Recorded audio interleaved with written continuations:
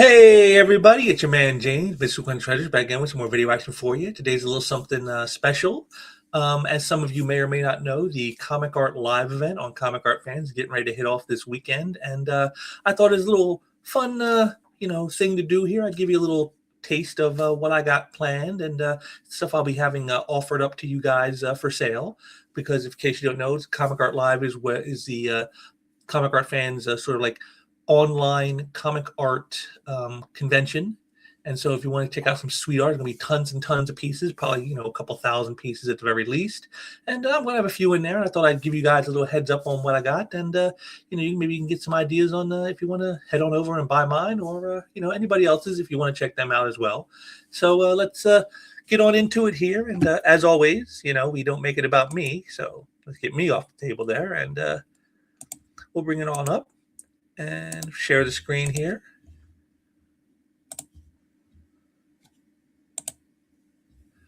And here we are. We got my booth right here. This is where I got the art drop.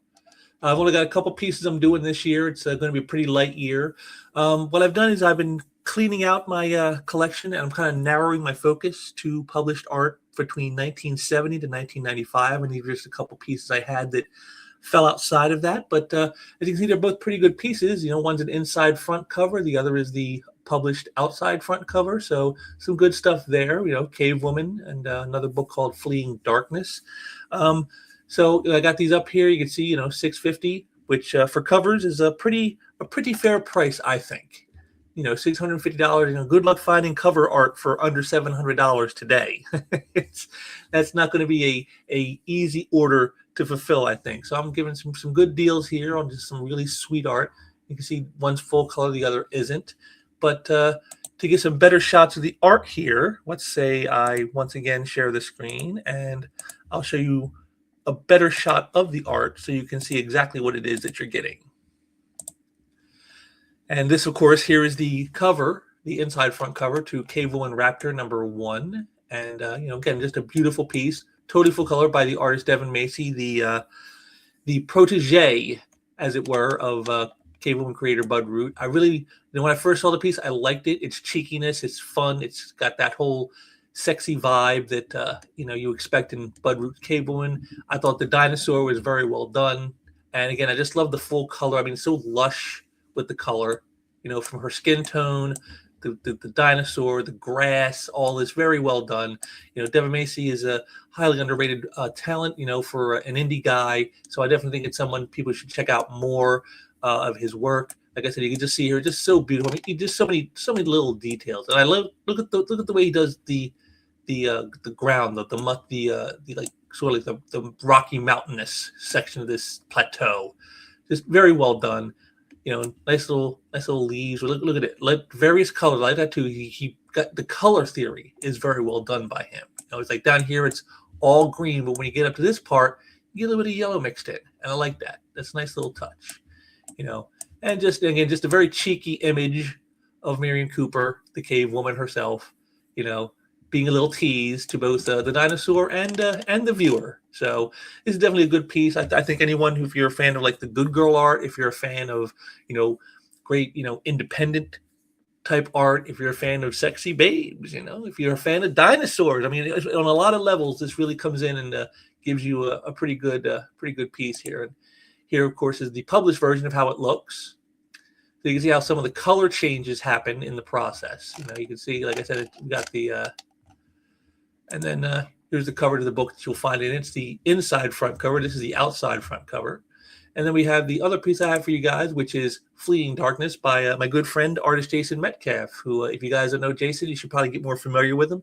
Jason's a talent I think is very underrated in the industry today. I've said that many times. His style is very, very 90s-esque. I get like a vibe of like Mark Silvestri in a lot of his work. Maybe John Buscema, and if this was like 30 years ago, he'd probably be a superstar in the industry. Just the timing is just not what it is. But like this is from a book called Fleeing Darkness, and basically the premise of the story is what happens to the Christians in North Korea right before the war started. So this is like taking place like say around 1949.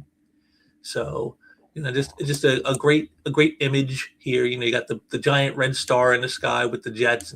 Really, what pulled me into this image was this right here, all this cross hatching. On you don't see the soldiers, but you don't see the communist soldiers, but like just you can tell who they are, just even with all this scratchiness. And I said, this is where I get the very much the Mark Silvestri vibe in Jason's work. I mean, look at that flame on that cross, the burning of the church.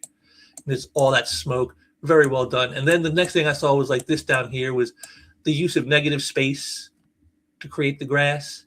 I like that a lot. That's a great touch. Something that like a lot of people probably wouldn't pay much attention to. And I think this piece actually looks better to me in black and white than the colored version. Just for my own perspective on that. I think the black and white here is a lot better than the color, because let's bring that up here. We'll bring up the color version, and here's the actual published cover to the book.